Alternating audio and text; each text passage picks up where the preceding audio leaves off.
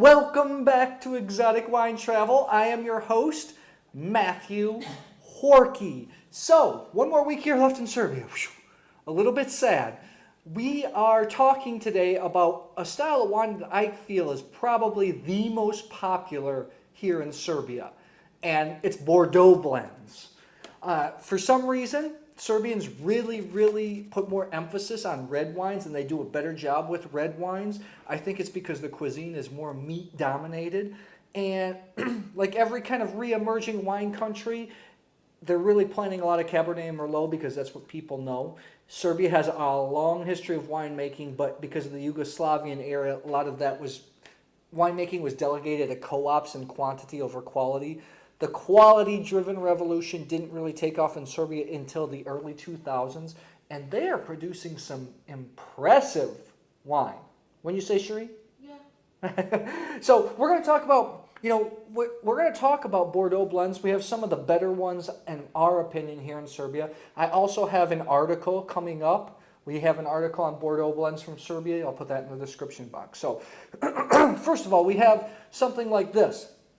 From the North Serbia on Fruška Gora. This is the Chichateau Fabula Mala 2015, mostly Merlot, some Cabernet Franc, some Cabernet Sauvignon. He also makes a reserve wine called Fabula Lagum, which I tasted the 2015 out of barrel, and it was fantastic.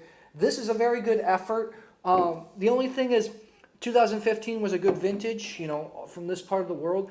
I still am not 100% confident about red wines in north of Serbia and Fruška Gora. Shireen?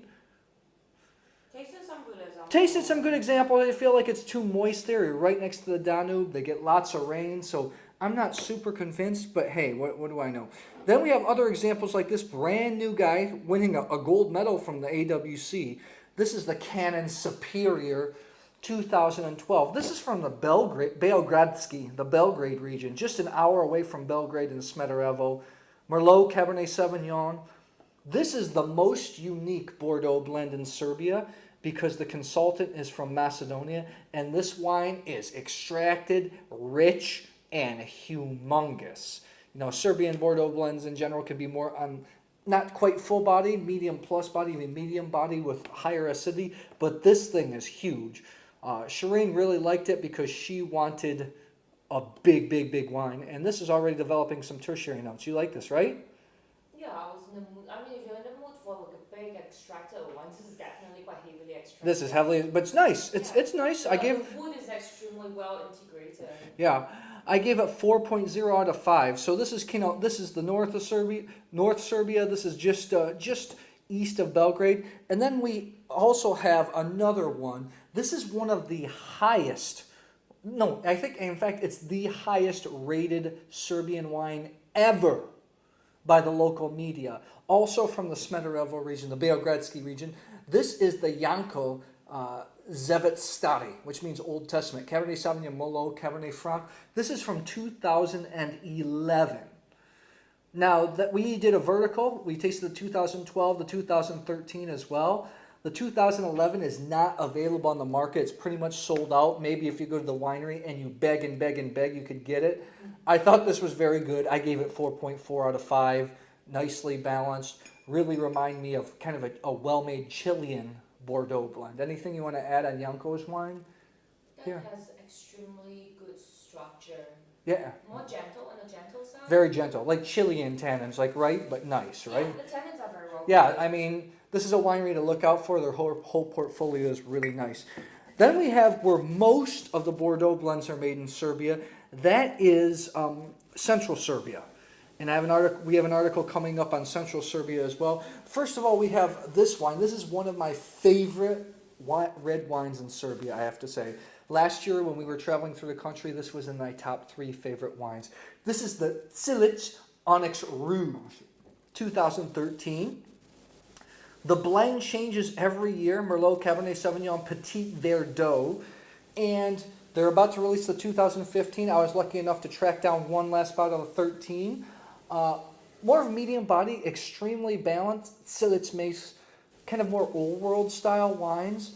I thought this was very good. Last year I gave it 4.3 out of 5.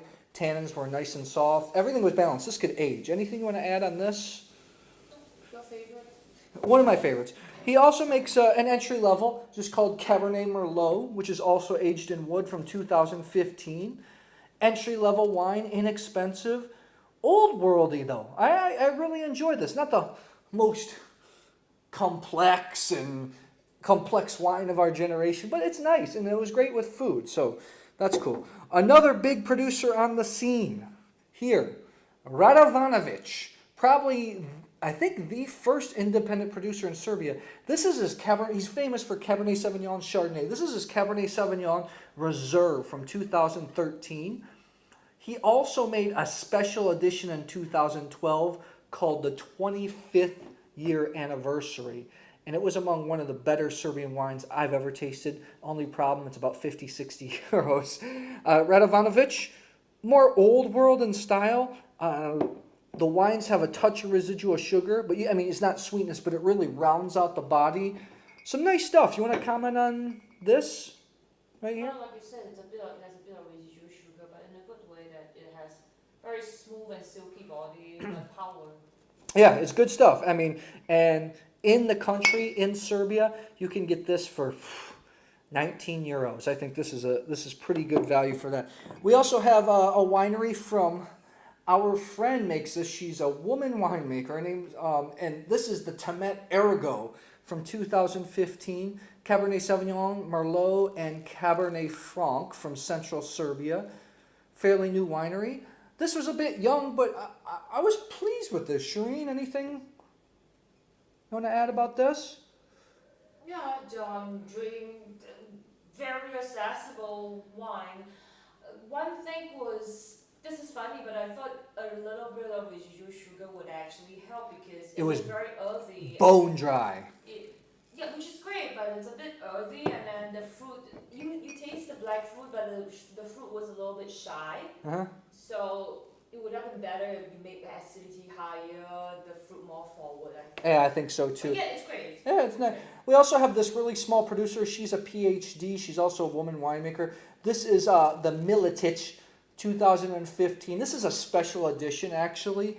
Her regular wine's called IMPRESIJA, but this is a special edition made for a friend. This is Merlot Cabernet Sauvignon blend. A testament to 2015 here in central Serbia, because I thought this was really, really, really nice. Looking forward to try this, and Maria Miletić is a really sweet woman. Now, moving on to the area which I feel is the best for Cabernet Sauvignon in all of Serbia. A lot of winemakers told me they feel like actually Merlot is best for most of Serbia, and Cabernet Sauvignon doesn't ripen every single year. But in East Serbia, Negotin, it does. And we've written an article about that. We feel like it's a Grand Cru type area in East Serbia. And we're going to talk about some of the simple producers. Like we have this very honest guy, Vimmid. This is a Cabernet Sauvignon 2014. Very tough year from the Negotin region, Negotinska in the local language. Shireen, what do you like about this? This was a tough year for reds. We tasted 2014 and 2015 15, together. yeah. And 2015, while it's young, it expresses more powerful fruit. Whereas this tastes a little bit thin. But I decided to choose 2014 over 2015 because it actually has a very lovely linear structure. It does. No surprise, but yet it has very pretty profile. You get a lot of violet, chalky notes on the nose. Yeah. And then the fruit emerge, the grapefruit and black fruit emerge in the mouth. What is special to me is that beautiful chalky floral notes and the structure. You know, Cabernet out of Negotin really is much more fruit forward and plush. Almost reminds me of kind of the Lebanese or Mediterranean Cabernet Sauvignons, just not as hot and high in alcohol. Wouldn't you say something like that? Yeah. That's pretty good. You know, we also have this. This is made by, this is a monastery wine, Bukovo Monastery. This is the Filigrin Cabernet Sauvignon 2013. Our friend Radovan Đorđević, who owns the winery Choco, he makes Prokupac. He actually makes the wine for this monastery. This monastery is also known for the Black Tamjanica. Also in Negotin, beautiful monastery we visited last year. This Cabernet was actually very impressive as well. And we're talking about this was 12 euros. This was rich, had it wasn't humongously full body. The tannins were nice. It was acidic, great food wine. Shireen, anything you want to add on this? I thought this was pretty darn good. I think you said everything. I gave this 4.1 out of 5. I thought this was very impressive. And then we have, which we've written about many times, I feel maybe is maybe the best red wine coming out of the entire ex-Yugoslavia region. We have the Matalj Kremen Kamen 2012. This is also one of the highest rated Serbian wines ever. It's impossible to get. We were lucky enough, we got this as a gift from Nikola Matalj, so thank you so much. This was amazing. We did a vertical tasting. We wrote an article about, we tasted Kamen 2011, 2012, 2013, next to a Don Melchor Cabernet Sauvignon from 2007. Wonderful tasting. They hold up really well. Excellent, really nice wines here. If I would have to say, I would have to put, I think these three, the Cilić, the Janko, the Kamen are kind of like in their own class above. Anything else you want to add on that, Shireen? No, I agree with you. Oh. When you're putting it at the top class, it basically has everything, right? Good aroma, balance, structure, texture, and all three wines possess, check all categories. Yeah, this is the highest Serbian wine I have rated, 4.6, 4.4, and 4.3 out of 5.